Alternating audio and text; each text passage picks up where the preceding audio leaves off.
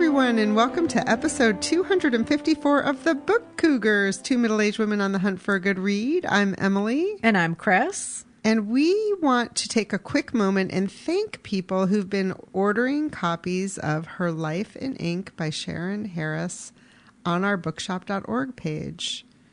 That was our featured author spotlight on episode 253. And as you know, we put all of the links to the books that we talk about in our show notes. And those links do take you to our bookshop.org page. And we appreciate people buying through bookshop.org and our affiliate links. Yes, thank you all so much. Chris, what are you currently reading? I am finally, most earnestly, diving into In the Shadow of Young Girls in Flower. This is book 2 in Marcel Proust's In Search of Lost Time. I had started it, but I had too many things going on, and I finally had to say, just put it down and just wait until X date when you're going to have more time on your hands and some other projects finished. So I am diving in. Good for you. That's a chunkster. It sure is. How about you? I am currently reading a book called The Reservation by Rebecca Kauffman. This book pubs today, February 24th, the day the episode drops. Thank you to Counterpoint for the early review copy. And this is a really fun romp. It's a story about a restaurant called Aunt Orsa's in the Boston area. And it takes place over the course of one day, at least so far, the part I've read.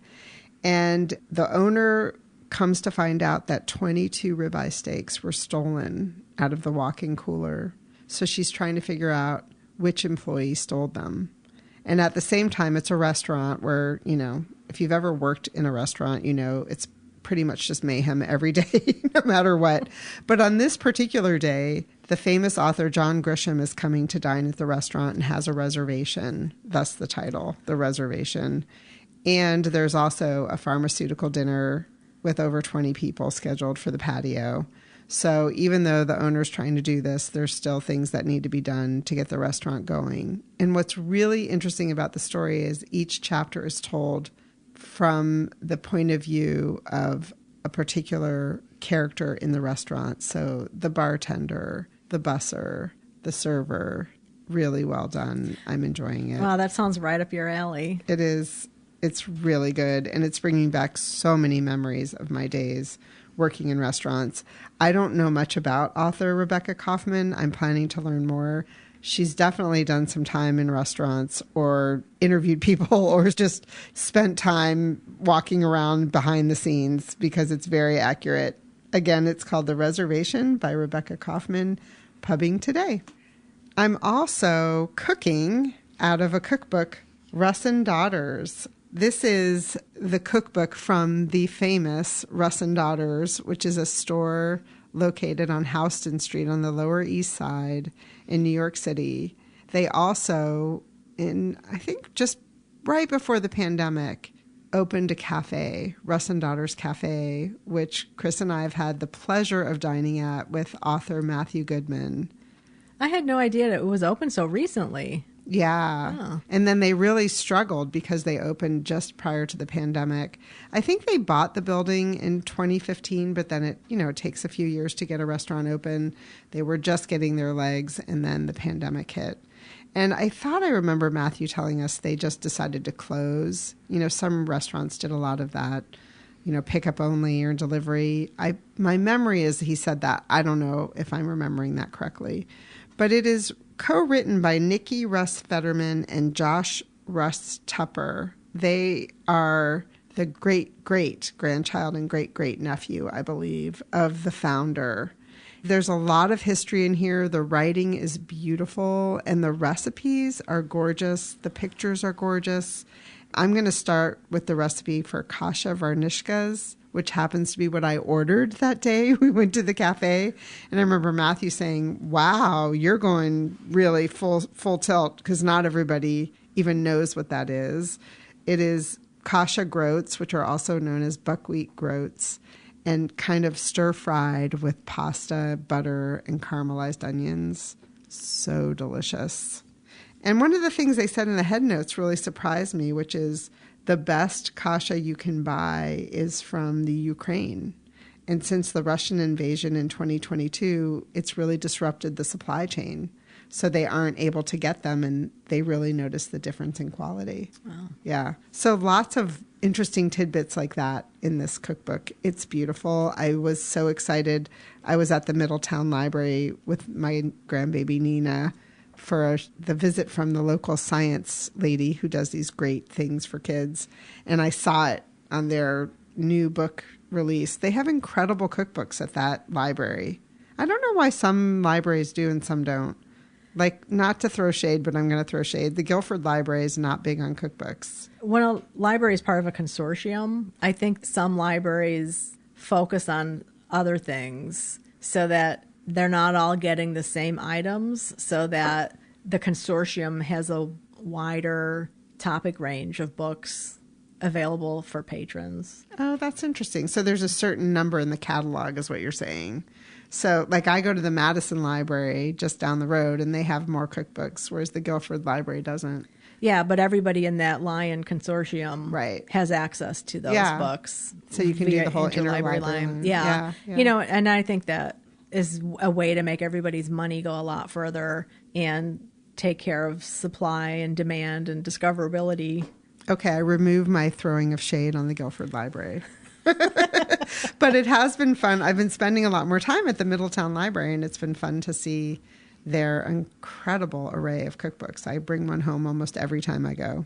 That's really cool. I mean, it's probably a little bit too like with bookstores. Like when I worked at Borders, like each store pretty much had a common base of books that everybody carried, but then different sections were larger or smaller depending on the customer base. So some stores had a really big religion section, and others had a larger computer section or what have you. Yeah. Back when there were computer sections. Yes. So, Chris, what did you just read? Well, I did finish Frankenstein, the 1818 text by Mary Shelley. It was a reread for me, but I had read it like 40 years ago, so it was like a new read. I didn't really remember a whole lot, which was probably a good thing. Yeah, I think this was over on our YouTube. People were commenting on what a reread means when you get to be a certain age, and there's been a certain amount of distance between the first time you actually read it. I remember my grandmother saying, "Oh, I don't know if I read that," or she'd start a book and she'd say, "Oh, I think I read this," and I'd say, "Grandma, how can you not remember?" Granted, I was like 16 at the time. Now I know, Grandma. So I remember the first time I read it being very surprised by it because it was really nothing like the movies I had seen. Looking back at it now, rereading it, I can see the kernels that they've taken from the book into the movies. And granted, it's been a long time since I watched like that Boris Karloff adaptation, which I plan on watching this coming weekend. It's not an easy read. It's a short book, but it's very dense. You know, it's not like there's a lot of dialogue. It's epistolary in nature. It's somebody recording somebody else's story. So that can be a little bit challenging at times. You have to pay attention. I was going to say, paying attention is really important. It's not one that you can let your mind wander. I'm currently reading this one as well. I have not finished, so we thought we would just talk about it in this section since Chris has read it. One of the curiosities I had that I was hoping you could answer, and we should let people know, we're going to talk about this in much more detail on episode 255 after we've had our Zoom conversation with listeners. But in the epistolary part, there's a date and it says 17 dash. Like, why do you think she didn't want to say an actual date? I think that was just kind of a convention of the time. And that ran into the 19th century, you know, like not wanting to date something exactly. Interesting. Yeah. And then the other thing I noted is she's a fan of the semicolon. And I wonder if semicolons have kind of gotten out of fashion, because I love a semicolon and you don't see them very often. They have gone out of fashion. There's been a book written about the semicolon recently. That's right. Yeah, because of... I forgot about that. Yeah, a lot of people never really understood how to use them correctly, and they're a little afraid of semicolons. Yeah, I remember when I read James Baldwin, I was impressed by his use of the semicolon too. I've seen people get semicolon tattoos. Oh, really? Yes. I mean, I haven't seen them getting the tattoo. I have seen people with semicolon tattoos, to be more precise in my description of that. That's very interesting. Well, I have had a very hard time finding an audiobook for the 1818 text. I saw that there was an audiobook narrated by Simon Vance, who has been a guest on the podcast. Wonderful audiobook narrator. I was so excited, but it was unclear what edition he had narrated. So I actually just sent him an email because we happen to have Simon Vance in our Rolodex, our email Rolodex. And he emailed me right back and he said, I have to be honest, I honestly didn't know. But I looked it up and it was the 1831. Oh, okay. Yeah. So I was very sad about that. So I listened to so many. Well, there aren't that many to choose from, but then I listened to the little samples. And the only one I could tolerate was narrated by Steve Connor. And the more I listened to it, the less I can tolerate it. Throwing shade everywhere on this episode already. It's just, I don't know. I mean, I think part of it is the writing style. It's not just the narration. There was one point where I just thought, how many hithertos can be in one paragraph? It reminded me, now I'm going to throw shade on my own son.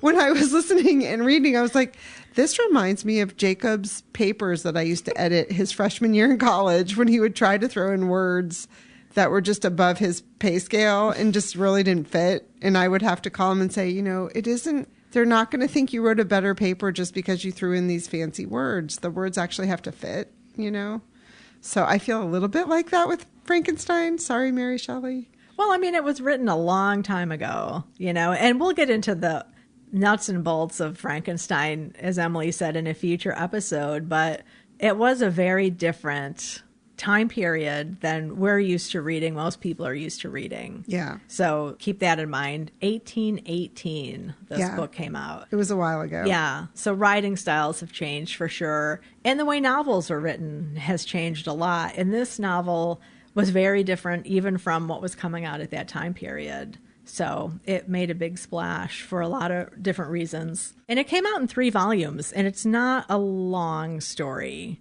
by any means. But as Emily said, as we both kind of said, you do have to pay attention to follow what is going on and the arguments that are being put forth. Mm-hmm. Yeah. And I am throwing shade, but partly because I don't read like this. And I feel like you spend more time with different kind of writing styles than I do. And so I appreciate being challenged by it. Yeah. Even though I'm throwing shade. I mean, that's what I like about reading older texts, I think, is the challenge and just seeing how differently words were used and how sentences were constructed. I think it's fascinating. Yeah, and the gentleman caller has been doing some of the listening with me because we happen to spend a lot of time in the car this weekend. And one of the things we were talking about is people just had different amounts of time with their reading, and probably their attention spans were different. And their exposure, how many things were available to read and all of that, Oh my God, right. I mean, this is before radios, before the phonograph, before all of these modern ways of distracting ourselves. Granted, they had their own distractions and different challenges to live with. Yeah, like less daylight. They had to read mostly by daylight or darkness. Or candles. Yeah, I could see how the reading of this by candlelight would elevate it. Right. Yeah. Mm-hmm. It was really interesting the night Emily was searching for an audiobook because I was getting lots of texts saying, try this one. Oh, this one's not that bad. Oh, this one. So, it was entertaining. So I did sample them, and I've decided just to stick with the text, which I don't think, I had another audiobook going at the time, and I can only swing one at a time. Mm-hmm. So that was part of the reason for sticking to the text. But I can't wait to talk with everybody about this when we have the Zoom conversation on March 1st and then watch some of these adaptations. Yeah, so let's quickly mention the adaptations we plan to watch because I've been getting some emails about that. And also on our social media, I've seen people asking. And the ones that we've been telling people we plan to watch are... So we'll be watching the classic Frankenstein adaptation starring Boris Karloff. That is kind of like a must for our generation anyway. We'll also be watching Young Frankenstein. This is a comedy that uses Frankenstein and the Frankenstein storyline along with new characters. So this is one Emily and I had seen when we were kids, and we look forward to revisiting it. Then there's the new adaptation. Directed by Guillermo del Toro. That's up for an Academy Award. I definitely plan to watch that one. And that one is available on Netflix. And then there's a new one that's not going to be coming out until the first week of March called Bride, and that's directed by Maggie Gyllenhaal, that I also plan to watch. Yeah, that'll be interesting. It'll be interesting to touch base with Frankenstein throughout the year, I think. Yeah. And for those of you who've been asking, our bingo card has been finished. We will be releasing it along with this episode. So you'll be able to go to our website, bookcougars.com, go to episode 254, and it will be linked there as a PDF that you can download. We'll also put it on social media and stuff as well as a reminder. But we have both the book and then the film adaptation for each of our quarterly read-alongs, and then some other themes and movies that people might be interested in. And always Biblio adventures. Always, yeah. Biblio, and you can substitute anything you want, except for the quarterly read-alongs. Those are not negotiable. But on that top line, which is where the quarterly read-alongs are, the fifth column is a book that's been on your TBR for a very long time. Which is really fun. I love that. Yeah, because I think I don't know. I know there's other people who have delayed watching a movie until they read the book. And sometimes 40 years can go by before you even know it, if you're lucky enough to live long enough. So we thought that would be a very easy square for people to pursue. Yes. And like all of our bingo cards before, the due date is December 31st of 2026. And if you get one or more bingos, you'll be automatically entered to win a bookshop.org gift card. We just ask that you take a picture of your bingo card and email it to us. So I also finished a novel called C.C. Downing's Start Over Summer by Soon Wiley. This pubs on June 16th. And I talked about this in Currently Reading last episode, so I'll just briefly remind you it's about Cece, who lost her job as an actuary and then had a falling out with her fiance and decided to have a geographic restart, moved to New London, Connecticut, and started working for an oyster farmer. And I really enjoyed it. Part of what I loved about it was the fact that it's really cold here, and we live on a cove that's been literally buried in ice. Never seen it like this since I've lived in Connecticut. So there's not even been any moving water. It's just been these like blocks of ice. And here I'm reading a book that's a beach read, and the CC is spending time in and on the water, which I miss doing. So that part was really fun, living vicariously. So I loved that. I was a little troubled by one of the story arcs, which I don't want to ruin, but I just thought, I can't wait to talk to other people who read the book.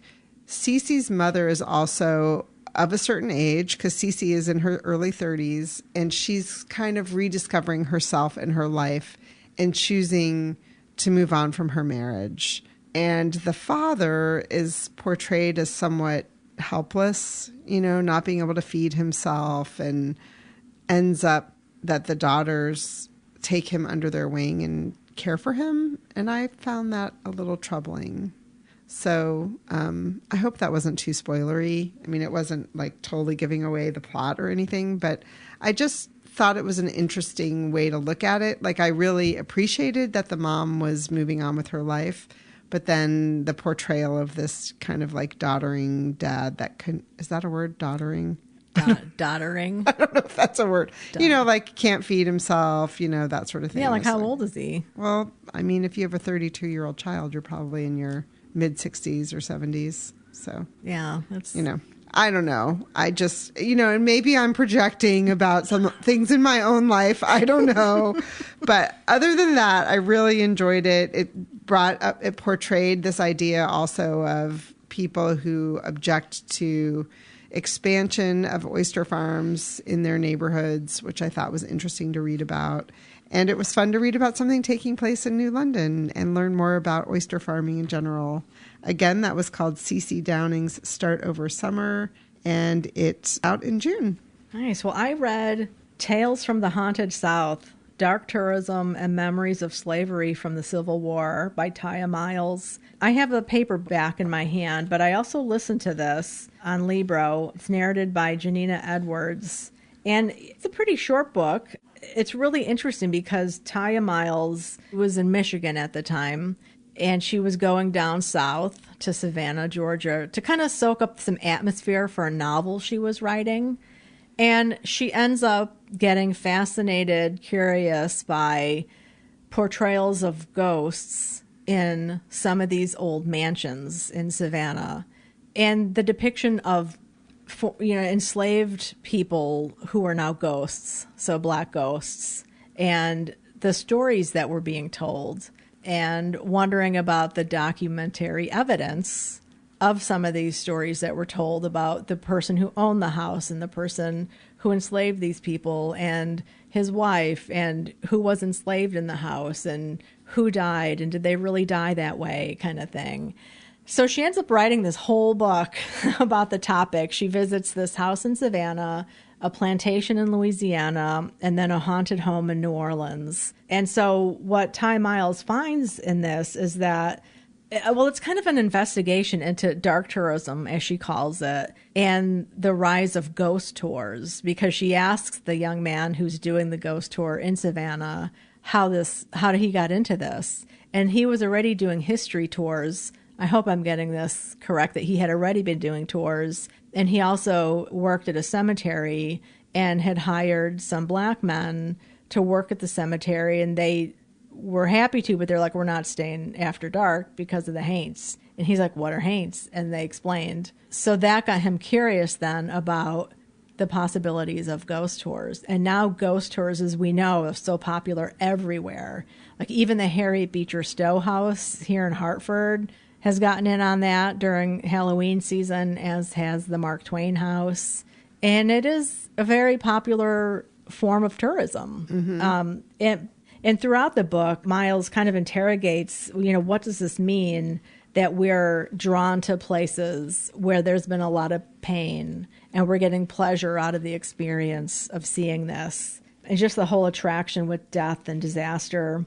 And I don't know, did you read the book Midnight in the Garden of Good and Evil? I did not. All right, because that was so popular. And she does talk about that book as kicking off a lot of the haunting tourist industry in Savannah, and how they've tried to claim being the most haunted city in the country. New Orleans wants to claim that, and just kind of the clash of what these titles mean in terms of tourism dollars, which, as we know, tourism is a huge international industry now. I don't want to give any spoilers about the book. I think it's a very important book to read, and I think anyone who's interested in ghosts and Black history, the history of slavery, gender, would really benefit from reading this book. She talks about how a lot of these stories, what they do and how they're told, is that the enslaved people are the ones who are suffering because they were everything from enslaved to mistreated to tortured to murdered, and that their souls are suffering. And then the white women are usually often depicted as being jealous, vengeful, insane, cruel. Those are the white women. And then the white men are kind of not really existent. They're not really part of the story, other than being this distant, often benevolent plantation owner or homeowner. And so white men get off the hook because, like, the man who owned the house in Savannah that she first visited was of mixed race. So, I mean, it's a fascinating book. It is so short. I plan on rereading it and re-listening to it. Early on in the book, she talks about how her sister begged her not to do this project because she's like, you don't want to be messing with the supernatural, She's like, just promise me you won't spend the night in a haunted house. Promise me you won't spend the night in a plantation. And then, of course, at one point, there's Tiya Miles. I'm going to be sleeping in this haunted plantation house tonight. Unpacking her bags. Yes. But one of those, the plantation house that she talks about is the Myrtles Plantation House in Louisiana. And that house was originally, the land and the earlier home was built by a man named Bradford, who was part of the Whiskey Rebellion. He led the Whiskey Rebellion. And she mentions how he escaped from Pennsylvania. And this is during George Washington's time, when all of these rich white men didn't want to pay their taxes to the government in Washington. And they rebelled against Washington and faced imprisonment. But he flees. Bradford flees, like so many of the white men who had money did. And he starts this plantation. And I was like, gosh, that sounds really familiar. You know, the Whiskey Rebellion and Bradford and Pennsylvania. So I looked on my blog, and sure enough, Rebecca Harding Davis was born in what is now the Bradford house, where he had lived, and where tradition has it he jumped out of a window to run from the authorities who were coming to get him. And Rebecca Harding Davis, I know that she was born in that house from reading Sherry Harris's biography of Rebecca Harding Davis. And I went on that Biblio adventure one year when I drove from Connecticut to Chicago. I kind of took a more southern route to visit some of these places that were significant in Rebecca Harding Davis's life. So I thought that was a neat connection from reading this book and going back to that Biblio adventure. But like everything that Tiya Miles does, it's written so well, but it is so complex. Like, she brings in so many different aspects of these stories, the traditions of ghosts in American history in contemporary days, looking at contemporary popular TV shows like American Horror Story. Really an amazing work. And one that, as we'll hear in the interview with Tiya Miles later in this interview, she talks about how she put aside one project to work on her Harriet Tubman biography. Well, here's another case where she's going to work on her novel, which at the time was secret. She hadn't really told anybody about it. And then she got hooked on this story and wrote this great book about it. So highly recommend it. The audio, the paperback are both available. Tales from the Haunted South, Dark Tourism, and Memories of Slavery from the Civil War Era by Tiya Miles. And speaking of which, the other book that we've both just read is Night Flyer, Harriet Tubman and the Faith Dreams of a Free People, also by Tiya Miles, and also narrated by Janina Edwards, who narrated Tales from the South. And we won't talk too long about this book because we do have a conversation with her at the end of this episode, which you will not want to miss. She is such a delightful person. She's such a generous person, thoughtful, which one of the things we didn't even get to talk to her about, well, we didn't get to talk to her about a lot of things, but in the back of this book, the acknowledgments are so lovely. She is generous to the point where she's thanking undergraduate students who helped her. Just really nice. Yeah. You know, you can read the acknowledgments and get a sense of who she is, but we also had the good fortune of speaking with her. So what do we want to share about this biography? I mean, I think just how amazing it is to take somebody who is so famous, Harriet Tubman. I think she is somebody most Americans know. And I didn't know that much about her when I really stopped to think about it. And by taking this huge figure and looking at her faith, you know, her belief, her religious beliefs, her belief in nature, I just thought it was a fascinating way to get to know somebody. Yeah, and especially someone who's known by this very famous image we have of her as someone standing in an outfit holding a gun. And we know of her as someone who, you know, took people towards freedom on the Underground Railroad. And yes, she touches on that in this book, but she really focuses a lot on other women in history that believed in their faith and helps us understand how important faith is to her and how important it is to the point where she feels like everything she is doing is in service to God. Right. And then by spending so much time out in nature and understanding the importance of nature, she brings up this concept of eco-womanism. Yeah, eco-womanism, that was a term coined by Alice Walker and her work. Yeah, and so that was a whole new concept for me as well.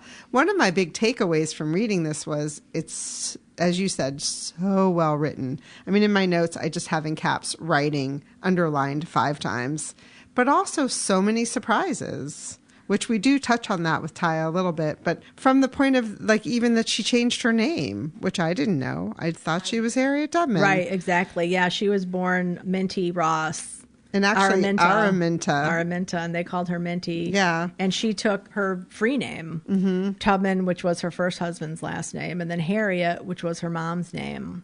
And then there's also 2 biographies written that were as told to biographies, which was a term I wasn't really familiar with, that were written by Sarah Bradford. And those are quoted quite a bit throughout this work as well. Yeah, and I think one of the things, and Tiya Miles talks about this, is the importance of putting Harriet Tubman in a community, in not necessarily like community, but to talk about her in terms of commonalities with her peers and how important that is, because she is such a huge figure in American history that she uses the term at one point, you know, she comes off sounding like the trope of like the magical Negro, as opposed to being somebody who was very grounded in her spirituality and nature. She had written, opposed to the mythical superwoman portrayal. That's what she was trying to work against. And even bringing her down to earth, she's still an amazing woman. Yes. So it is a heck of a biography. One of the things I really enjoyed reading was at one point, Harriet Tubman's talking about the raid that they did during the Civil War, because she led troops during the Civil War and had a pension from her service during that time. But she talks about a big raid that they did where they're rescuing basically like 700 enslaved people. And she's running, holding this woman who was sick. She had 2 pigs. So Harriet Tubman is running with these 2 pigs under her arms, and she trips and she falls on her dress. And she's like, I really need to get a pair of those bloomers. Yes. Which was like really great, because I had recently read Sarah Catterall's biography of Amelia Bloomer, who is known for popularizing bloomers for women. Because can you imagine like going and leading people through the forests, through rivers and streams wearing long dresses? It just boggles the mind. It does. I mean, not only because of the practicality of it, but I also think about like bugs and things like that. Like if you have a little bit more enclosure around your legs, maybe you wouldn't suffer from those things as much. It's a really great book. We hope that you will all take a peek at it. It's readily available in libraries. There is an audiobook version, but I do recommend getting a copy of the paper because there's wonderful pictures in here as well that are great to look at. Yeah. Again, it's called Night Flyer, Harriet Tubman and the Faith Dreams of a Free People by Tiya Miles. So, Emily, what about Biblio adventures? I had several. Most of them were couch Biblio adventures. One of them I just want to make people aware of is a conversation on Fresh Air with Terry Gross with the director, Guillermo del Toro, who directed Frankenstein. She interviewed him originally, I want to say back in 2025, but they tend to re-air their interviews with people who are nominated for Academy Awards. So it came up in my queue. I had missed it originally. So I'll put a link into the most recent episode so you can take a listen to that. It's really interesting to hear him talk about the importance of Frankenstein, the text, in his life growing up. And very early he read it and the impact it's had and how it influenced the making of this film. So I will put a link in the show notes to that. Nice. Well, I started work again at the library, so that has been a readjustment, but wonderful to be back around the students and my colleagues. Always so inspiring to be around students who are starting off. I did have one couch Biblio adventure, and it's kind of a stretch. But I we thought like I would stretches here. Yes, in between all of the Patricia Cornwell blood splatter books I'll be reading this year, we joked about me watching Hallmark movies. Yes. And Laura and I did watch another one. This one you could say was like inspired by Jane Austen. The title was Sense, Sensibility, and Snowmen. have so much fun naming these things. And it did kind of take Sense and Sensibility by Jane Austen and a little bit of Pride and Prejudice and mash them together to create this new story of a woman who's an event planner and a guy who has just taken over the family's toy empire. It's set in Chicago, and it stars Erin Krakow, who's a Hallmark star. She's done other movies and stuff, too, for other companies, but we tend to like her movies a lot. They're very fun, so... Nice. That was as close as I came to a Biblio adventure this time around. Well, I binged season 4 of Lincoln Lawyer, and I really enjoyed it. It's based on the novel by Michael Connelly, The Law of Innocence, which isn't the 4th book in the Lincoln Lawyer series. I think it's the 6th book. I have read only the 1st book, which is called Lincoln Lawyer. And I read that book years ago in preparation for the movie that came out starring Matthew McConaughey. And in that movie, he really does just practice law out of this Lincoln, this convertible that he drives around. And I enjoyed the movie quite a bit, but it was not very diverse at all. I don't remember if the novel was diverse, to be honest with you. But the Netflix series, one of the things I really enjoy about it is the diversity of the characters. And the guy who plays Mickey Haller is a Mexican actor. He speaks Spanish quite often. And then there's a cast of characters that are very diverse, both sexually diverse, gender diverse, culturally diverse. It's much better than the film was in that way. I enjoyed this story very much. There was a cameo by the chef Nancy Silverton, who has restaurants in L.A. The Lincoln Lawyer is a love story to L.A. for any of you who know L.A. I don't know it very well, even though I was just there. I recognize names of towns, and that's about it. And they're eating in one of her restaurants, and she comes up and serves them. And I was like, oh, it's Nancy Silverton. Well, he was eating a meal with the character played by Elliot Gould, whose name is David, in quotations, Legal. Siegel, I think might be his last name, but they refer to him as, he calls him Legal, and he's kind of like a father figure to him in the show. So I recommend it if you like, courtroom dramas, which I'm a huge fan of. A lot of this one took place in the courtroom and told an interesting story as well. Nice. We also had a joint jaunt where we thought we were just going out to dinner at an Emily bucket list restaurant, the Fair Haven Oyster Company, where we had a fantastic meal. So delicious. And we were eating on this outdoor patio, and Chris was facing a door that looked out, and there was something that said books, books, books. And so we were both patient. I mean, it wasn't hard to be patient because we were eating delicious food. But when the meal was over, there was an exit right out the patio, and we went and checked it out. And sure enough, it was a delightful little free library. Mm-hmm. Lovely surprise. And we were right on the Quinnipiac River. And so in the little free library was a navigational chart book that you don't find in little free libraries everywhere. Right, exactly. Yes, one of those classic tomes. Yes, that was fun. I should say Laura and I visited one of our favorite little free libraries in Stony Creek in the town of Brantford, which is right next door to Guilford where we live. And that was the place where we took our dog, Roby. The first day we got him, we stopped at the park there and walked around with him, and we took a photo of me with him at that little free library. So just this last weekend, we were out with him at the park walking around, and we did another photo of him. 9 months. He's 9 months old now, so that was fun. That was really cute. Laura posted that on social media. Maybe we'll put it in the newsletter. Yeah, that'd be fun. That would be really fun. And that is a very cool little free library. I stop there often on the way home from Book Cougars HQ to check it out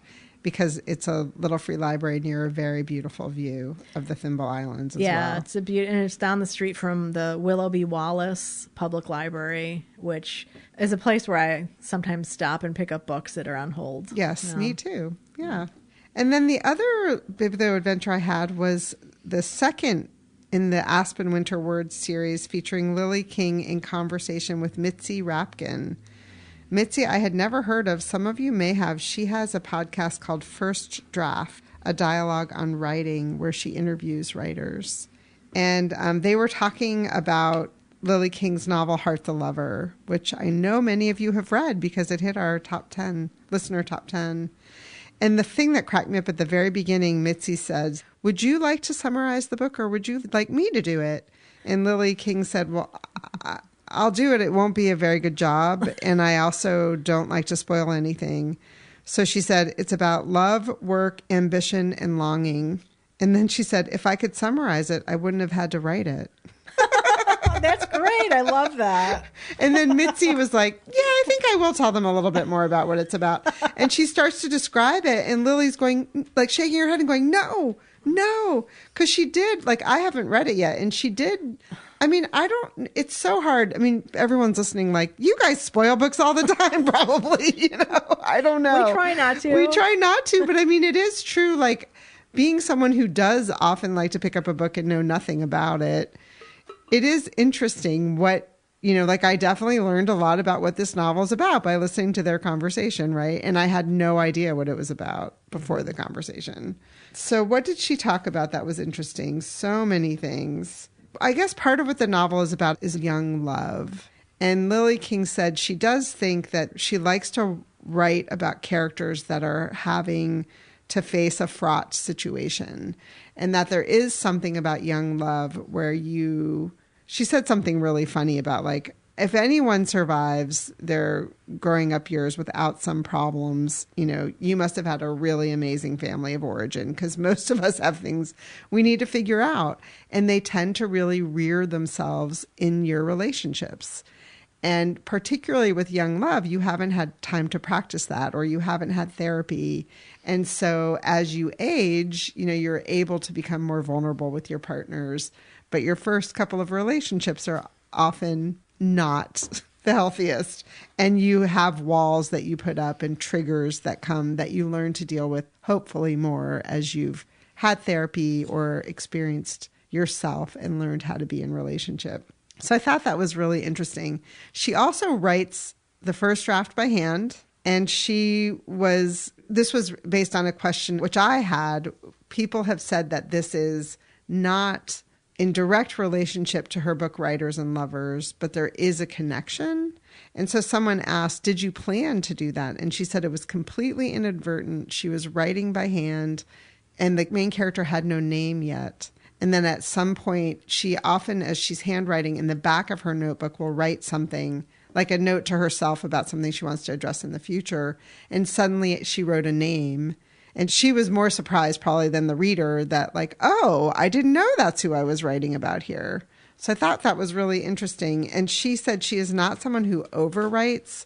What she does after she handwrites is, as she's putting things in the computer, that's when she starts to fill in the gaps and write more. And that's where the true editing process takes place. She also talked about how this book was not working at all.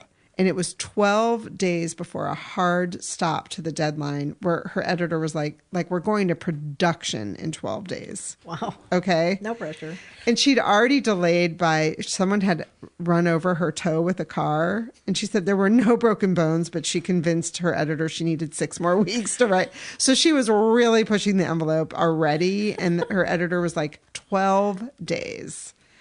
And she went into the living room where her husband was erging. And she said, most of you probably don't know what that is. She lives in Maine. She said, when you live in Maine in the winter, you have to exercise indoors because you can't get outside. And it's rowing, for a version of rowing. And she goes out and she says to him, like, this isn't working. There's something wrong with this book. And she had taken a walk with Richard Rousseau, the famous writer who's one of her friends. And he'd given her some advice and she tried it and it didn't work. So she was really desperate at this point. And her husband had just read a book about plot and structure for screenplays where it talked about 10 things that you need to have. And he said to her, the main character needs to have a secret. And he had said this to her before and it made her mad. And she was like, she doesn't have a secret.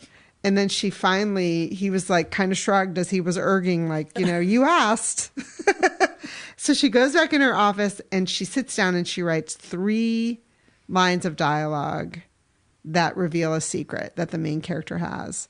And then she essentially has to add another whole section of the book that didn't exist, and rewrite now with this secret in mind. None of this made sense to me because I haven't read the book. But can you imagine 12 days before going to production? And she finished it and she sent it to her editor, and her editor loved it. And she was like, oh, we're so relieved Yes. because apparently, it wasn't great. So all of you who love Heart the Lover,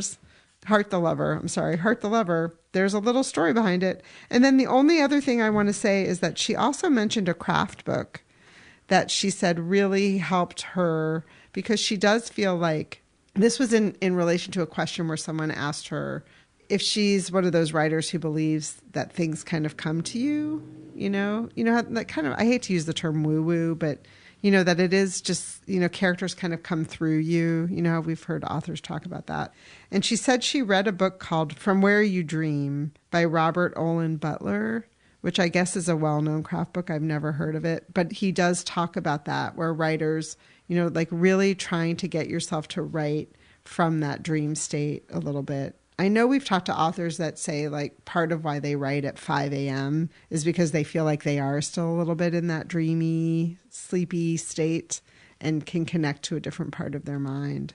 So I don't know if any of you have heard of that book, but it was a great conversation. She's really delightful. I'd never heard her in conversation before. And again, that's Lily King with her new novel, Heart the Lover. And then someone in the Q&A stood up and asked her a question about one of her very early novels, like her third book. And she was so delighted. She was like, oh, I never get to talk about these older novels anymore, So that was fun. That's cool. Too. Yeah. So do you have any upcoming jaunts on the books? Well, as soon as we wrap up our recording here today, Emily and I are jumping in the car and going to New Haven to see the documentary, The Librarians, that's going to have a one-time showing at the Schubert Theater here. Yeah, and it's about librarians who are stepping up during this time of book banning, and I'm really excited to see it. Me too. It's on the circuit around, so check it out. We'll put a link in the show notes to the website for the film, because there's also ways that I was actually starting to explore that you can work to bring a screening of it to your neighborhood or your local library. Yes, and that's what this is, this situation. And, check the dates or check that page regularly. I've looked at it 3 times, and this last time I looked was the first time something relatively close by came up. Yeah, so excited. Yeah, because prior to that, the most near ones were like up in Boston, which is, it's kind of like a bit of a drive to go see a movie, but right. New Haven's just down the road. So we will definitely be reporting back on that next episode. Yeah, and I have the third and last in the Aspen Winter Words, and it's with Tara Roberts, author of Written in the Waters, which is the book that we saw at Bank Square Books months ago. She was a writer in residence through National Geographic. Actually, they call it Explorer in Residence. And she ended up writing this book about scuba diving and documenting locations of stories surrounding sunken slave ships. Wow, that sounds fascinating. Yeah. So I'm really looking forward to the conversation, and I do want to get my hands on a copy of the book. We might have to go back to Bank Square Books. Yes, indeed.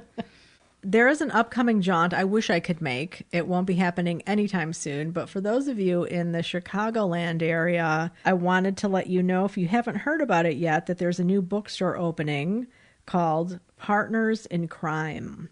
This is a romance and mystery focused bookstore. Their grand opening is February 21st, and they're on Lincoln Avenue. It's a husband and wife who are opening this, and they were apparently fans of Centuries and Sleuths bookstore, which was a longtime bookstore, most recently in Forest Park, Illinois, which I lived in Forest Park for a while, and it was great to have such a fantastic bookstore nearby. But they closed. The owner retired just a couple years ago, and it was a big loss. Centuries and Sleuths focused on history and mystery. So now with this new shop, Partners in Crime, which is a great name for a bookstore. Such a good name. One side of it's going to be romance. The other side is going to be mystery. It's so awesome. I wonder which one of them is which. Yeah, I don't know. If any of you go to the bookstore, let us know. We'd love to see some pictures and to hear what you think of it. Yes. Send us an email at hello@bookcougars.com. How about upcoming reads? Well, I will be starting the next K. Scarpetta by Patricia Cornwell. This is book number 3 in that series, All That Remains. And this one is about a serial killer who is stalking young couples set in Virginia. Sounds uplifting. Totally. Perfect for midwinter. Yes, that's right. How about you? I'll be reading Awake in the Floating City by Susanna Kwan. This novel found me because on my ride in LA after I returned the rental car and was on the shuttle back to the airport, a woman was reading a library book, and I was doing that, like, bend your body into a pretzel to try to figure out what it was. And it was this novel. And she was so engrossed in the reading of it, because you know how, like, shuttle buses bump and move and all that? She was nose deep in this thing. And I swear if the bus didn't stop because we got to the airport, she would have missed whatever stop she was on a bus. Anyway, I got a copy, and it is about 2 people. One is 130 years old and one is a young artist. And they are in a future San Francisco that is underwater. And the young artist is contemplating fleeing the city when the 130-year-old woman slides a note under her door, because they live in the same complex, asking her if she will be her caretaker. So maybe a little dystopian. I'm curious. Can't wait. I'm wondering too, like, if somebody's 130 years old, how old is the young person? Yes, like, that's true. It could be the 85-year-old young person. Yeah. Well, that sounds fascinating. Yeah, no, really fascinating. And it was longlisted for the Center for Fiction's first novel prize and won an Asian American award for adult novel as well.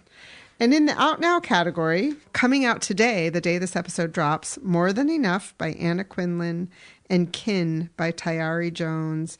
And both of them are going out on book tour, so check their websites for stops near you. And these are books that we've talked about prior to their release on past episodes. So coming up next is our conversation with Tiya Miles. We wanted to remind you that this year in our author spotlights, not all of them, but a focus for us. Yeah, we wanted to focus on women in history as part of our own celebration of America 250. Enjoy. And we wish you all happy reading. We are so excited to welcome Dr. Tiya Miles to the podcast. Tiya Miles is the Michael Garvey Professor of History and Radcliffe Alumni Professor at the Radcliffe Institute for Advanced Study at Harvard University. She is a public historian, academic historian, and creative writer whose work primarily explores the intersections of African American, Native American, and women's histories in the context of place. Her work has been supported by a MacArthur Foundation Genius Award, the Mellon Foundation, the National Endowment for the Humanities, and the Guggenheim Foundation. She's published many academic articles, as well as op-eds, popular periodical articles, and creative nonfiction essays. She also has 8 books, including the New York Times bestseller and National Book Award winner, All That She Carried, The Journey of Ashley Sack, A Black Family Keepsake. She's here today to talk with us about her latest book, Night Flyer, Harriet Tubman and the Faith Dreams of a Free People. Welcome, Tiya. Thank you. We're so excited to talk to you today about this book. Harriet Tubman is an amazing person in our history that people need to know more about. And you've chosen a really different way of looking at her in Night Flyer. Before we get into the nitty-gritty of the book, we thought we would just ask you a broader question about this series, Significations. Can you tell us a little bit more about the series and how you came to write this book about Harriet Tubman? Sure. Significations is a series of biographies focused on Black African-American intellectual, political, creative figures, edited by Henry Louis Gates Jr. And I came into the series I think in part because I'm a colleague of Skip Gates's, and he had big dreams for this series, and we know that his dreams do come to fruition. So he needed lots of authors. And I was invited to pitch a topic, a subject for the series. And I thought, let me just see if Harriet Tubman would be at all of interest to them. Now, at that stage of the work on this series, this topic and Tubman as a person was an outlier because they were really looking more closely at figures later in history, so more 20th century figures. They were looking at people who were centered in creativity and intellectualism a bit more, so W.B. Du Bois and Toni Morrison, for example.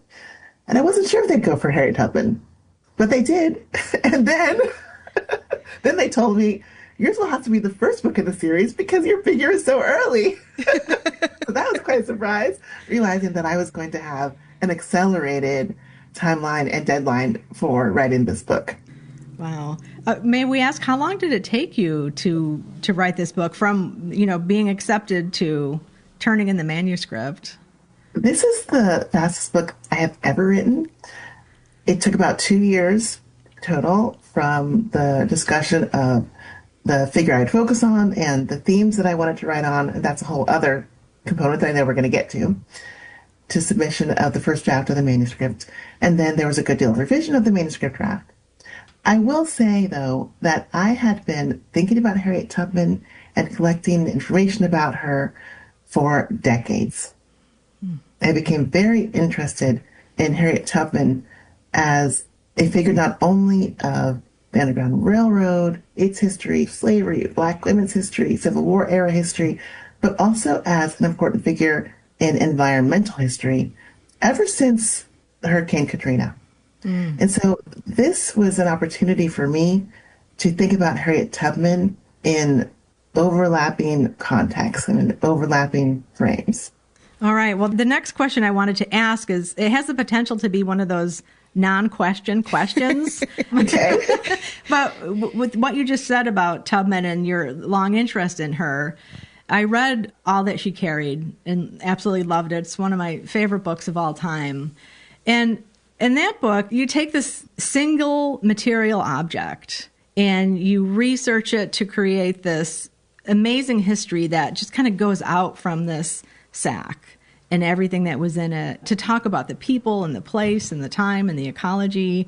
But then with Tubman, it's kind of the opposite. You take this huge monumental figure in American history and you're going down towards, narrowing it in a way to her faith. And so what was the writing experience like? Was it it sounds like it was probably a very different experience for you writing both of these books. And was it an intentional choice to go for somebody big after focusing on a singular material object? Wow. There is so much to unpack in that. No pun intended, since we're talking about the sack. And I could go in multiple directions. You are exactly right that these two projects seem like they're opposites. And they are in some ways, because as you said, All That She Carried is focused on an artifact. It's focused on a family story of Black enslaved women and their descendants about whom there is very little documentation. And these were women who nobody knew about. They weren't famous. They would never appear in a history book. They would never appear on a classroom wall. And in comparison, Harriet Tubman is somebody about whom a lot has been written. Not enough, I would argue, but a lot. She's incredibly famous, one of the most famous women in American history. Everybody, I hope, knows her name. And at least when I was growing up and when I was in school, she was on classroom walls all the time, especially during this time of year, right? You'd see the poster of Harriet Tubman when you're grade school. We didn't have separate English and history classes then, did we? What were those classes called? Goodness gracious. Social studies. Social studies. Yeah. Just so much. I love her so much. But yes, in this classroom, we would have posters of Harriet Tubman and so on. So in that way, the books were quite opposite. However, there were important similarities. And there was a mystery at the center of each project. The mystery at the center of all that she carried was very basic. What's the sack? Who are the women who are associated with it? The mystery at the center of the biography I wrote about Harriet Tubman had to do with what don't we know about this woman we think we know? And what were the inner facets of her personality, her character, her history that led her to do the incredible things she did? So with both projects, I was walking into mystery and walking into a challenge around how do I find these things out? It wasn't intentional to go from a book where there was very little documentary evidence to a book where it would seem like there was more. We can talk about that if you'd like. It was unintentional. It really just had to do with the projects that came to me at any given time. All that she carried was a project that I was not expecting to write, but while I was on a trip down to Savannah, Georgia, a local journalist came up to me and said that I had to see this sack. That was how that book began, and I rearranged my planned books to work on it because I felt so compelled and so moved by this cotton sack that a family of enslaved Black women had passed down. And when it came to the Harriet Tubman book, as I mentioned, I had been collecting material about her and also about environmental aspects of the Underground Railroad, how it was that enslaved people interpreted their environment, engaged with their environment, and really applied aspects of the natural world toward the end of freedom for many years. I had files on this. I had research on this. But if this invitation to autobiography had not fallen into my lap when it did, it's possible this book wouldn't have happened for many years into the future. Wow. That's really interesting. I mean, it's really fascinating because so much history that I grew up reading, everybody was disembodied and the natural world was just a map, right? It was just so one-dimensional. So this is really bringing her and her natural environment so much to life. I love how you put that. And if I may, I just want to say that's exactly right. And that's one of the things that I try so hard to do in both these books that we're talking about and in all my work. And that is to try to understand and render the fullness of life for these historical figures. And that fullness certainly does include embodiment and what it feels like to be a person, to have a body, to experience pain, to walk on the ground, to move through the world in all of one's physicality. And in addition, what it feels like on the inside, the parts that we can't see, what that emotional and psychological experience is like. And adding another layer to that, how does the natural world, how do all of these living things and creatures around these historical figures interact with them and vice versa? Yeah. And then with Night Flyer, you add the layer of God, right? Yes. Yes. And Harriet Tubman would probably say it all has to do with God, right? That's right. Absolutely. This was unexpected for me. You know, I will have to admit, I pitched the Harriet Tubman biography as the one in which I would focus on environmental history. I wanted to look at the way she moved across landscape, the way she applied her knowledge of the woods, of the waterways to free herself and then to free many more people after her. But when I returned to the primary sources about Harriet Tubman, many of which I had seen before, but when I really took a deep dive to write Night Flyer, I just saw God, God, God, God, God, God, God, Jesus, God, God, God, Jesus. I mean, everywhere in the primary sources. It's not that I was trying to avoid it, but I wasn't expecting it.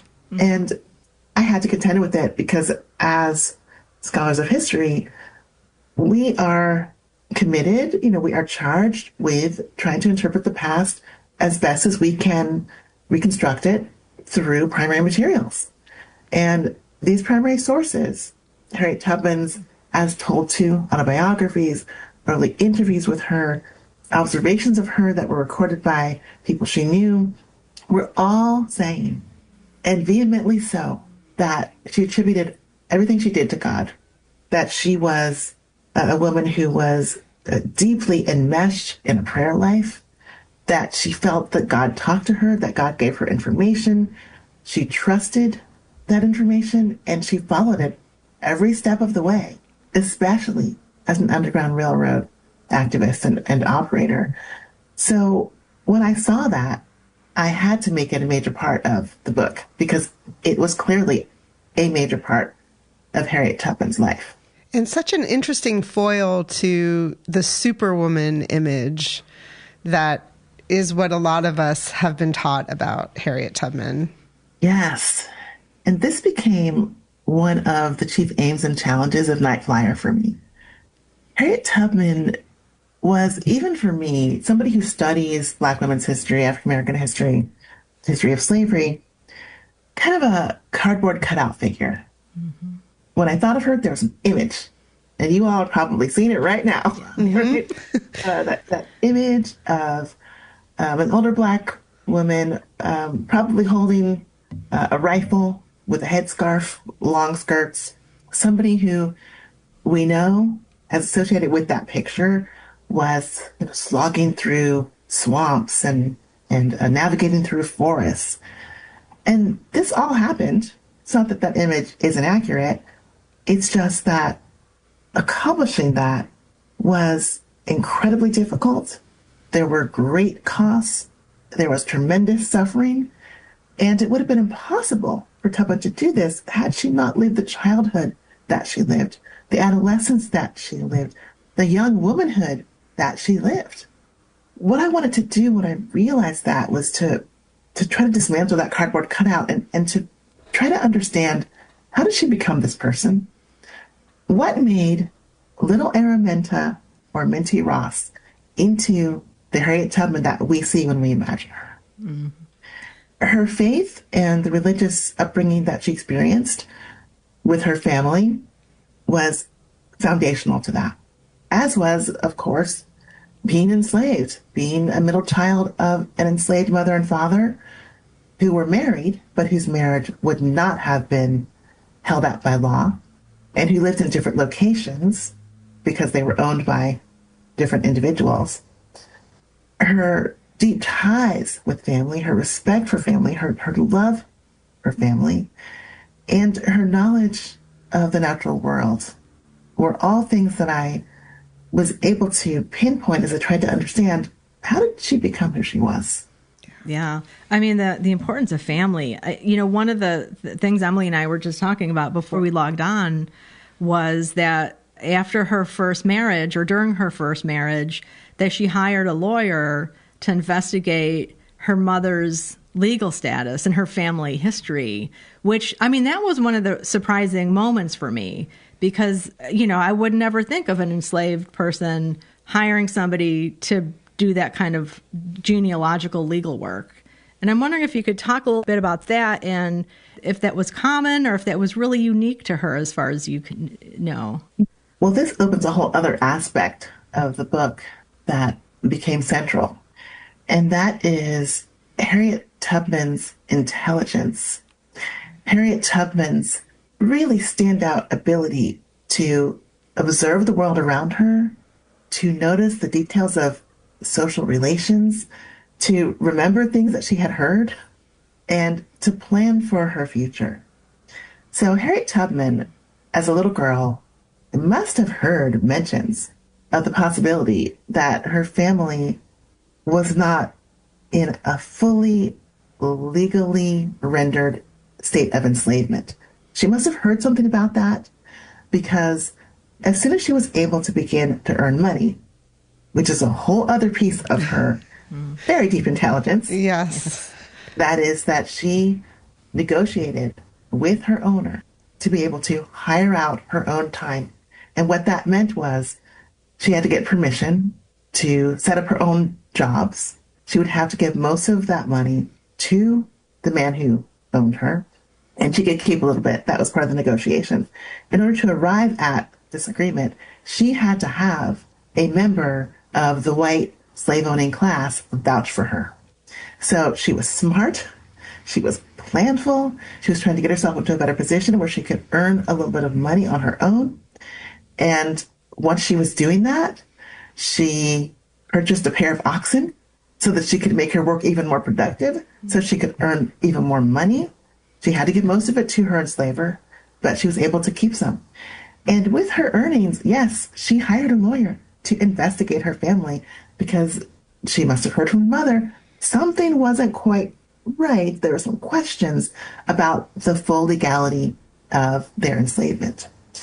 And I reveal toward the end of Night Flyer that Harriet Tubman was right on the nose with that, because the lawyer found that her mother should have been freed in accordance with the provision of the will of the father of their current owner. So when the father of their current owner had died, he had said that her mother, Harriet Green, or Rit Green, should be freed. And that state of freedom would have then followed the younger children that she had. So not Harriet Tubman. Harriet Tubman was born enslaved, but the youngest children should have been free because their mother should have been free. None of this mattered materially for the family, but it does show us the way in which Harriet Tubman was just so sharp in her observation and her awareness of her world and in what to do about it, right? I mean, she did about it exactly what we would do about it, right? I mean, She tried to get resources. She hired an expert in the law. She tried to get information. And even though she wasn't able to change her circumstances or her family's through those legal means, she continued to resist and to fight for what she knew was right, which was her family's freedom. So to the question of whether this was common, in the studies of the history of slavery, we are finding out more and more that enslaved people share many of these characteristics that so amaze us when we look at Harriet Tubman. Enslaved people knew what was going on, right?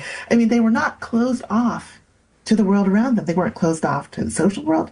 They weren't closed off to how the legal world worked or to politics. They shared information among them. If we think about it, enslaved people were often in those private spaces where their enslavers were talking about business deals. We're talking about lawyers and attorneys. We're talking about abolitionists. And enslaved people took this information in and shared it. So we do know now that even though they didn't have the full force of the law behind them, enslaved people were very aware of the power of law. And they sought to have their own property and to protect it. They recognized that if they kind of publicly said, "This is my garden," or "These are my chickens," or "This is my dress," that they were announcing to people that they owned this property, that this property belonged to them, that other people should respect that. Enslaved people recognized that even though they couldn't enter into legal contracts, they could enter into verbal agreements that might, they hoped, be recognized if ever those agreements were challenged. And so even though they were themselves legally defined as property and didn't really have the right to legal defense when it came to protecting that property, enslaved people knew about the law and they attempted to use the law. Yeah, wow. And so talking about the community, one of the things with your book that you talk about is you really position Harriet Tubman within a community of other Black spiritual women who were leaders in preaching. And I know we don't want to give away the whole book. We want people to enjoy the reading experience and in covering a lot of the things that you talk about. But, you know, you talk about her as like preaching on the road, like that her movements were a form of preaching. Would you mind talking a little bit about that? I would be very happy to talk about that, because this was a realization that I came to during the revision process.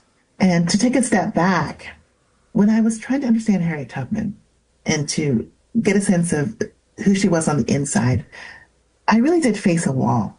And this gets back to an earlier part of our conversation when we were talking about the number of sources and how it would seem on the surface like this book would be totally opposite from all that she carried because Tubman was so famous. But even though she was well known in her time and in our time, there is a limited number of primary sources about her that come directly from her. This is largely to do with the fact that she never learned how to read and write. This was partly due to her enslavement. It was against the law for her to learn to read and write, for anybody to teach her. But even once she gained her freedom, she did not go back and learn how to read and write. She wanted to. She expressed that. But my theory is she had other things to do that she felt were more urgent, like freeing tens and hundreds of enslaved people. So she put that educational priority kind of on the back burner.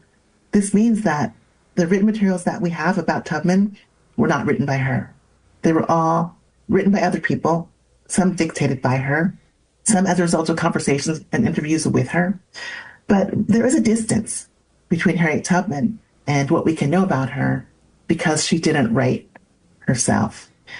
As a way to cut through some of that distance, I realized that I could turn to other Black women who were very steeped in their Christian faith, who lived lives that were somewhat similar to Harriet Tubman's.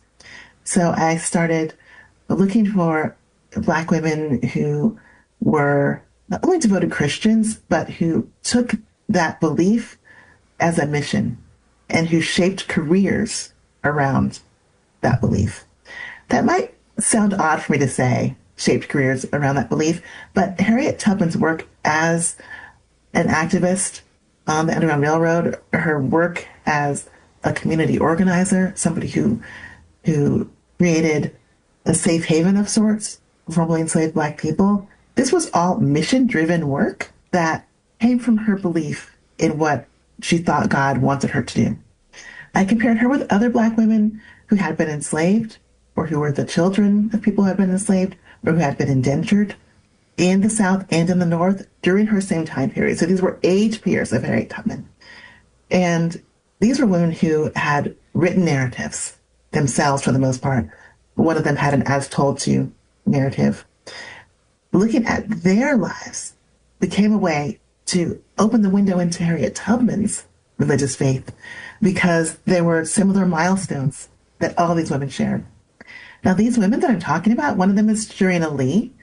You all might have heard of her, or people listening to us may have heard of her. She was probably the most famous of the women I'm talking about. She became a Methodist religious leader. All these women were preachers. They were itinerant preachers. They were preachers on the road. They would hold prayer meetings in their homes, or they would visit communities, visit churches in various states and even around the world, even in Canada.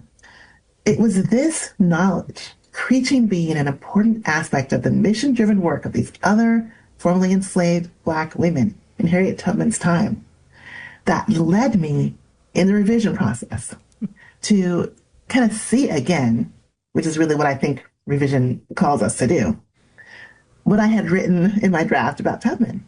And so I saw those moments when she was acting as a guide of people who were seeking to free themselves, and when she was encouraging them and telling them that they could and must do this, and singing hymns to them about how angels were near and they could trust that God was with them.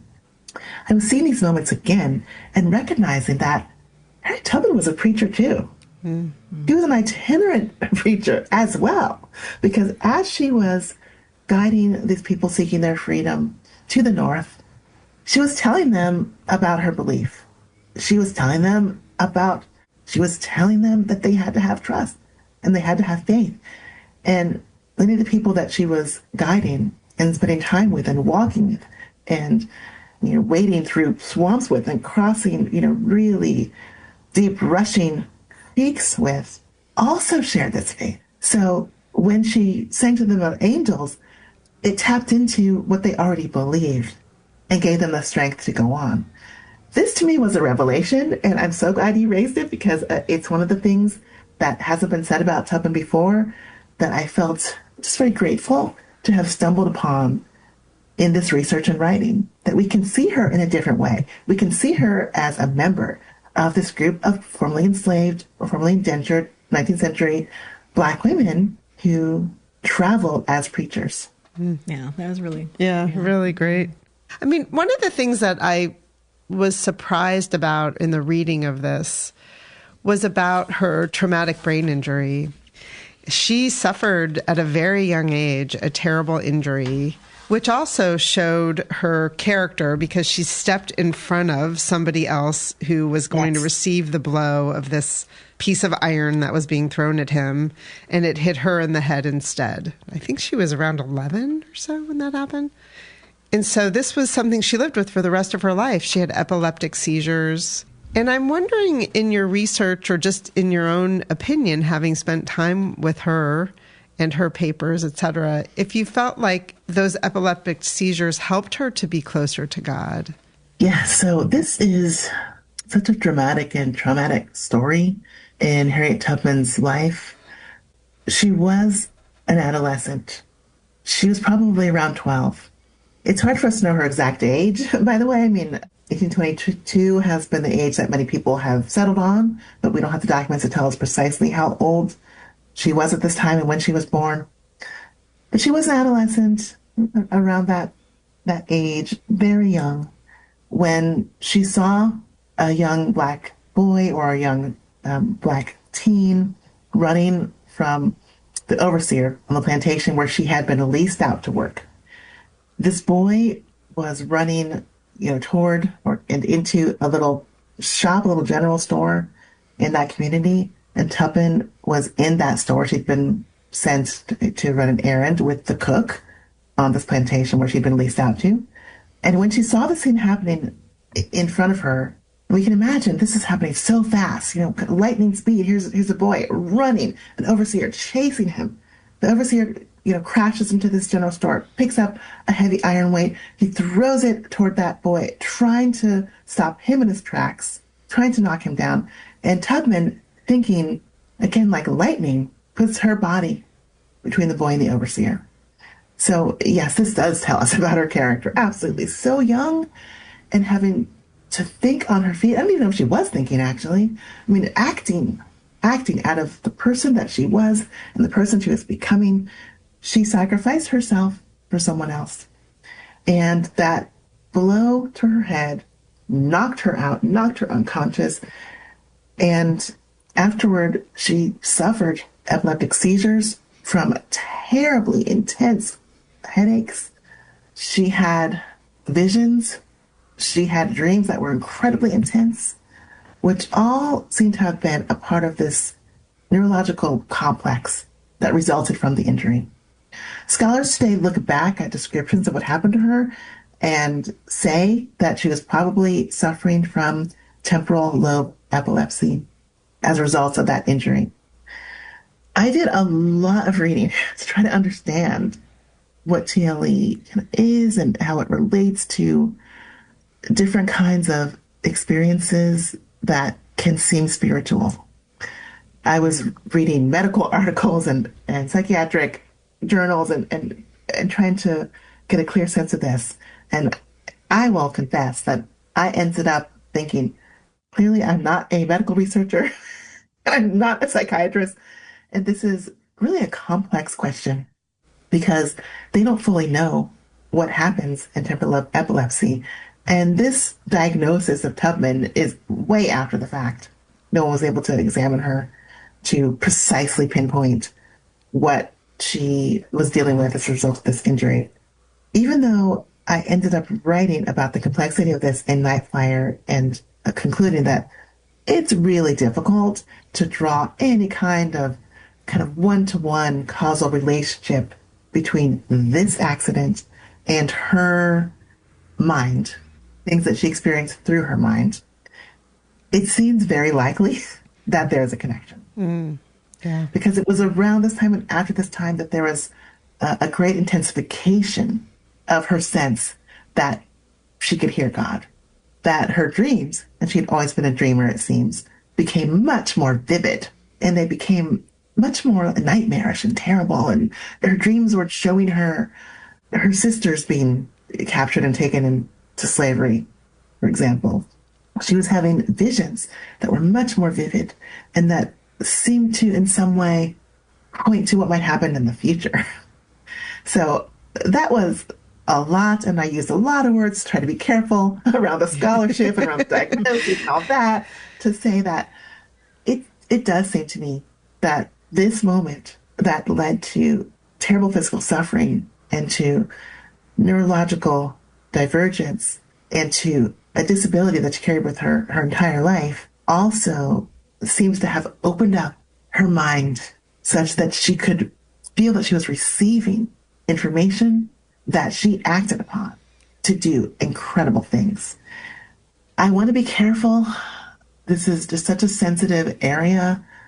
I don't want to suggest either that having a disability was something that ruined her life and that was absolutely devastating for her because she lived with disability and she became someone we view as a hero with disability.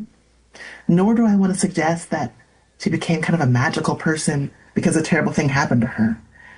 It's hard to put this into words because I do want to express what I think happened, which is that this injury changed her. It changed the way her brain functioned. It changed the way her mind worked. It expanded her, and that expansion seems to have strengthened her as a person. It led her to do things that we can look back at today and say, that was completely irrational. Why on earth would she do this? How could she find an inner source of trust and confidence and strength to do these things? And yet, and this is the last thing I'm going to say to this question, which is such an important question, and yet we saw signs of that in her character before the injury. Mm-hmm. And the scene of the injury shows us she was already very brave. Indeed. Yeah. She was already someone who listened to something inside herself that said, act. Yeah. Well, and at the same time, you do mention how she was a little reckless as well at times. And one of the things that kind of made me chuckle was at one point, I mean, it's an awful situation, and she's praying to God that her brother won't be sold, that this man who was planning on possibly selling her brother was in the way. And so she's praying to God to get him out of the way. And if he doesn't change his mind, basically, I hope he dies. And then the guy dies. You know, careful what you pray for, right? Right. Go Harriet. Yeah.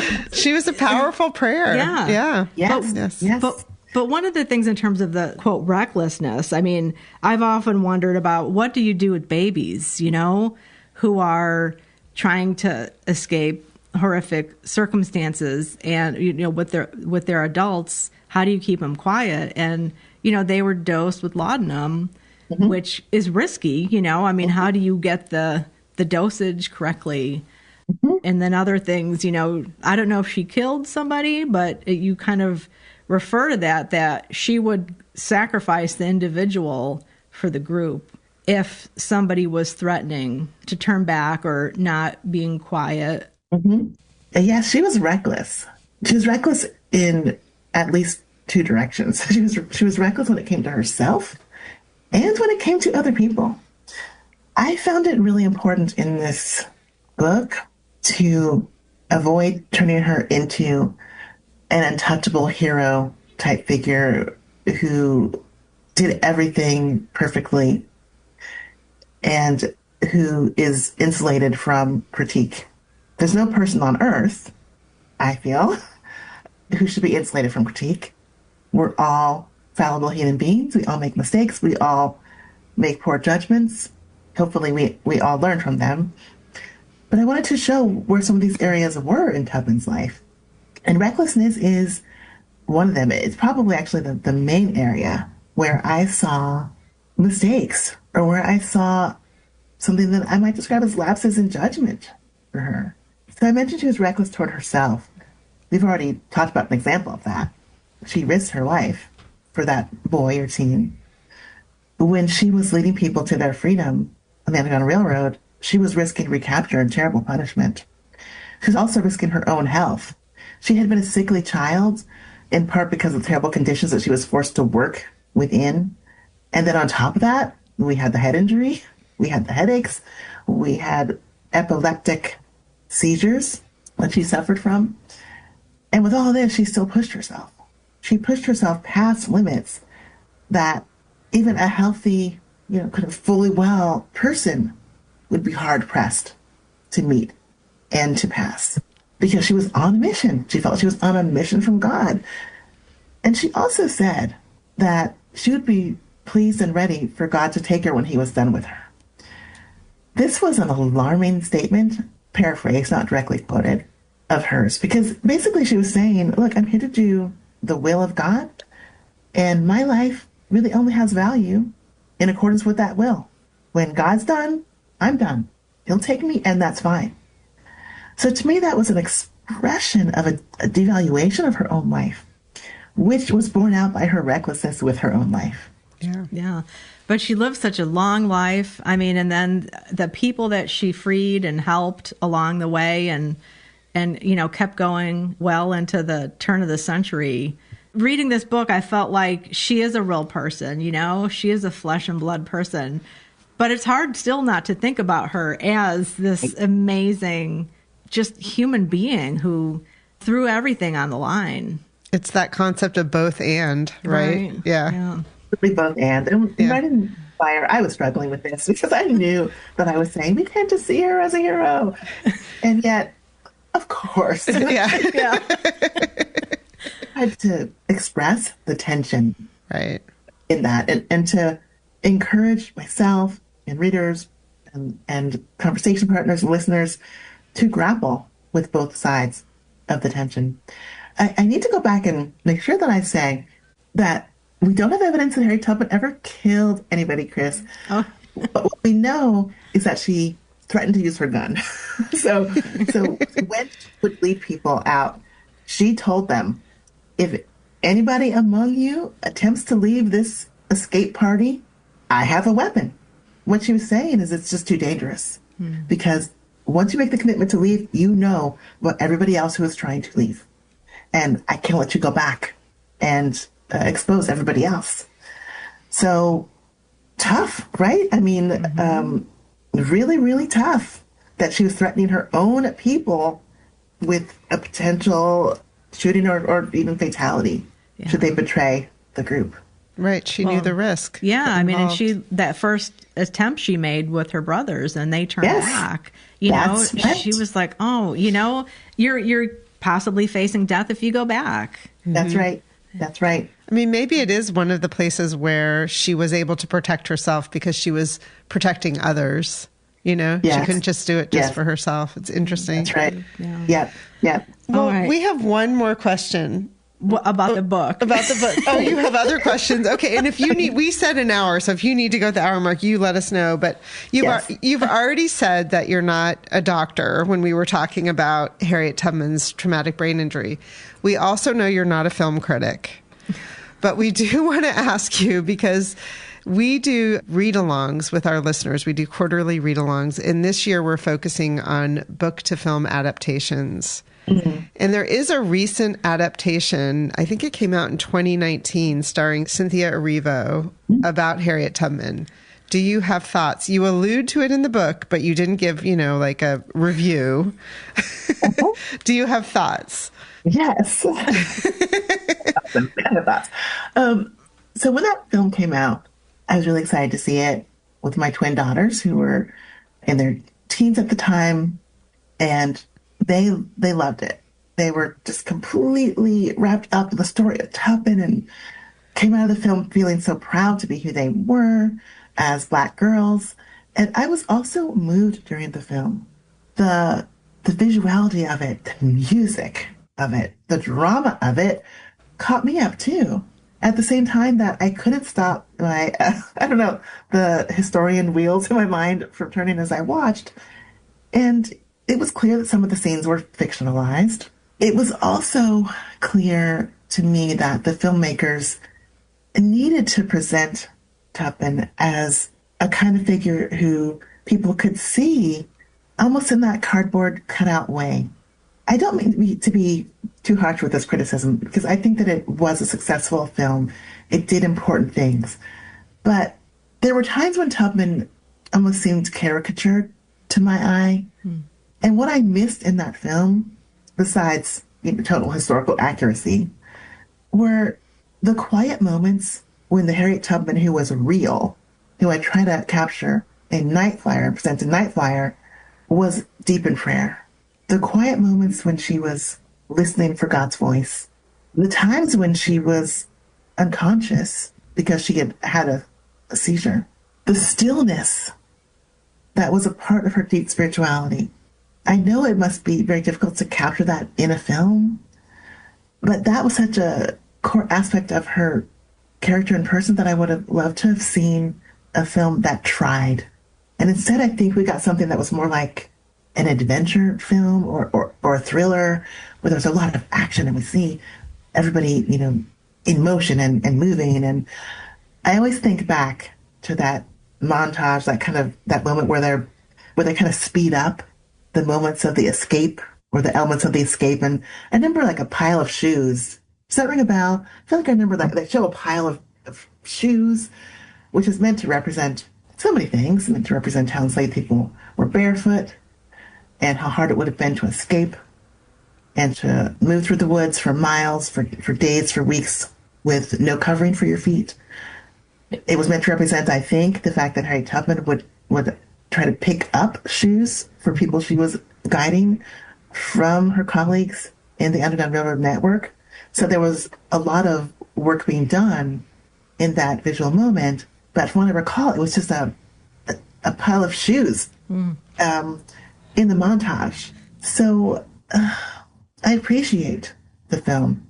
I especially appreciated my daughters being able to see that and carry away the feeling that they did. But I wish we could have had more, which I think really means more films. It doesn't mean... Right? Yeah.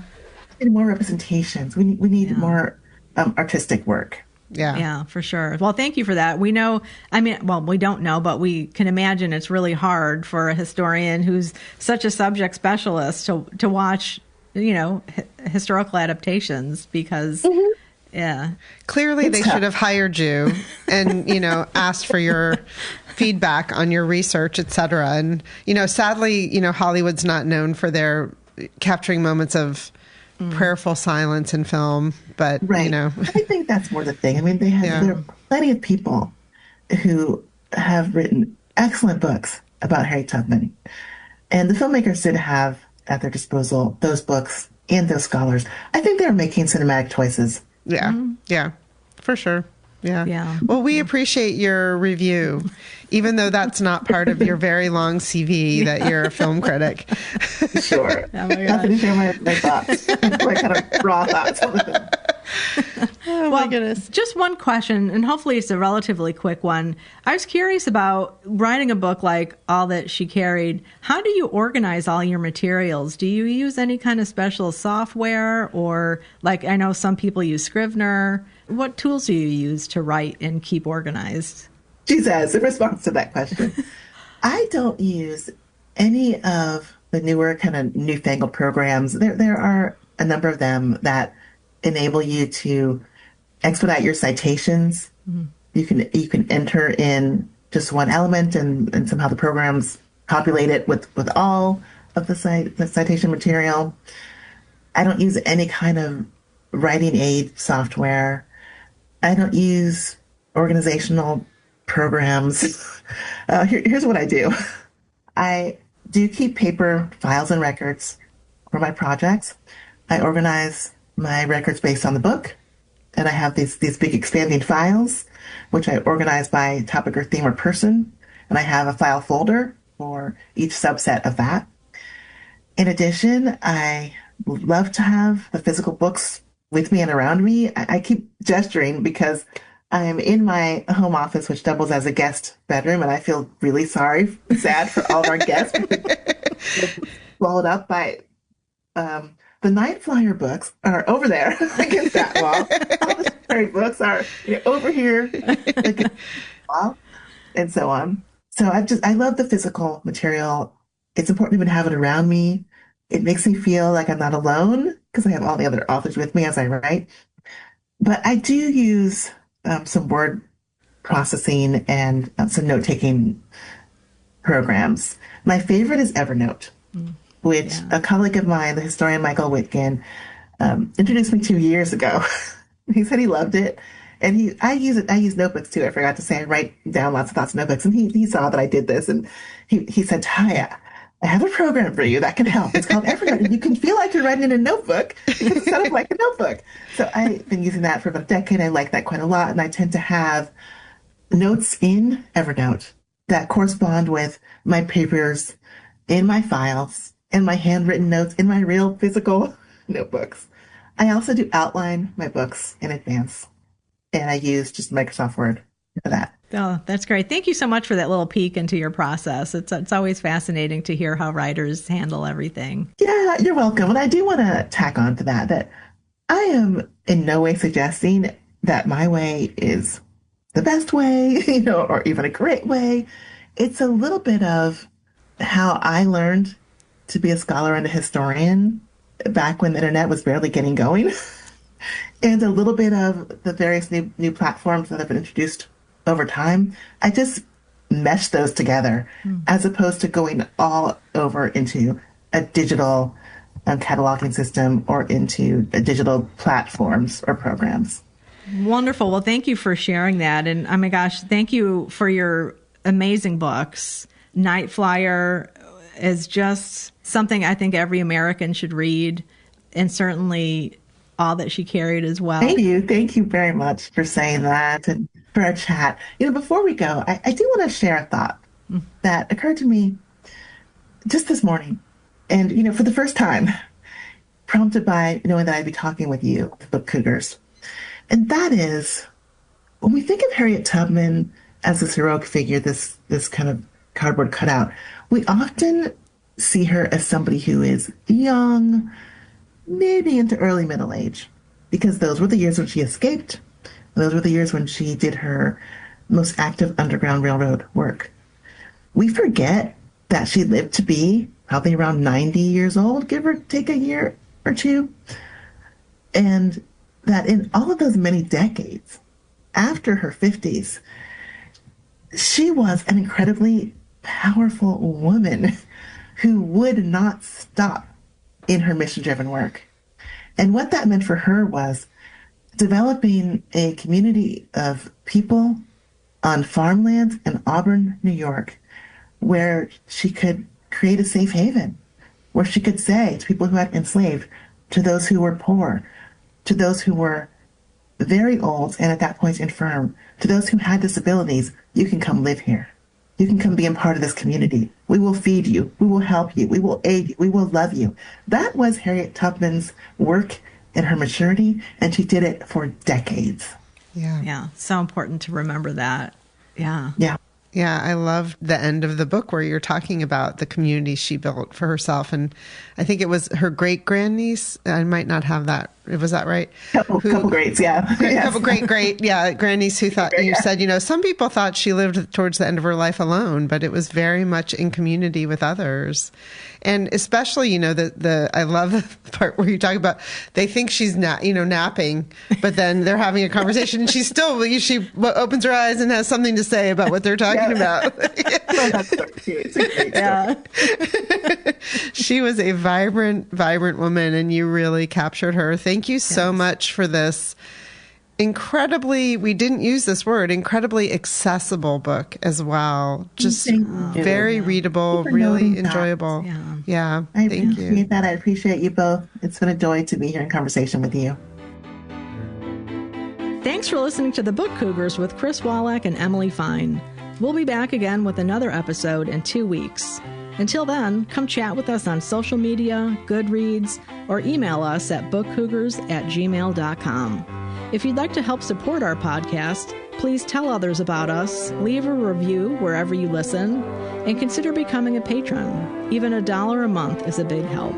Learn more about that on our website, bookcougars.com, where you'll find the show notes for this and all of our past episodes. Thanks, everybody. This episode was edited by Pat Keogh Sound Design.